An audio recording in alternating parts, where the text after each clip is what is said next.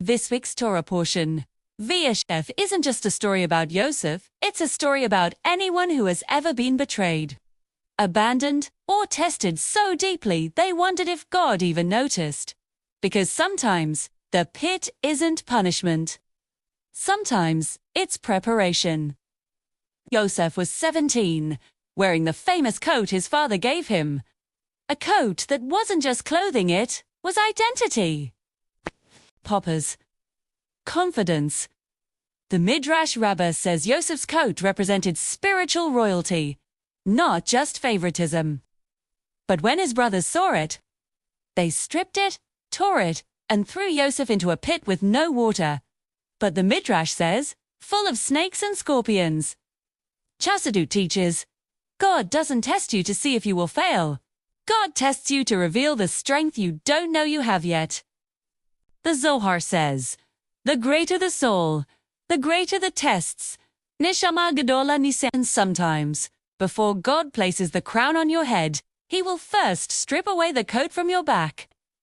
Women scholars point out that Yosef's greatest pain wasn't physical, it was relational. Betrayed not by enemies, but by brothers. Dr. Aviva Zornberg writes, to be thrown into the pit is to face the abyss of loneliness. Every woman who has ever felt unseen knows the story of Yosef. Yosef didn't scream, tear his clothes, or curse God. The Midrash says he prayed. Quietly, fiercely, without letting despair swallow him. This is the test.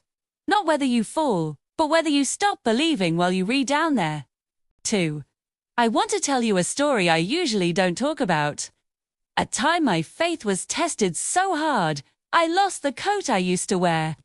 I got rejected from a job I prayed for. Lost a relationship I thought was my future. And worst, my closest friends moved on without me. I was in a pit.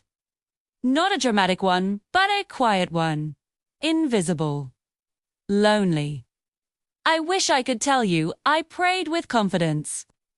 But the truth, I prayed angry, I prayed confused, I prayed with doubt.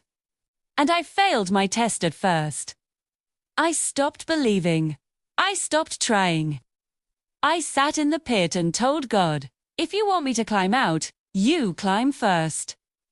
But then I remembered something from Vayeshev. Yosef didn't climb out of the pit. God sent someone to pull him out. The Midrash says, when the appointed moment arrives, salvation arrives. So, instead of begging for escape, I started praying for purpose. Not, why is this happening to me? But, what is this shaping in me? And slowly doors opened. People came. Work came. Healing came. Not instantly, but intentionally. The Ramban says, every descent of the righteous is for the sake of ascent. Not every fall is failure. Sometimes, God puts you in a pit because He knows you're too big to stay on ground level. Shabbat Chassidut says, Yosef didn't he just survive the pit? He learned to shine in the dark. That's why he later succeeds in Egypt. He already learned how to hold on to faith in a place with no light. Jewish women's teachings emphasize, growth happens when we refuse to let pain erase our worth. The pit doesn't define you. Your response does. Years later, Yosef doesn't punish his brothers. He feeds them, forgives them, comforts them. What's the proof that you passed the test? Not that you escaped the pit, but that you come out more compassionate than when you fell in. Did I win my test? Not perfectly. Not gracefully, but I'm still here.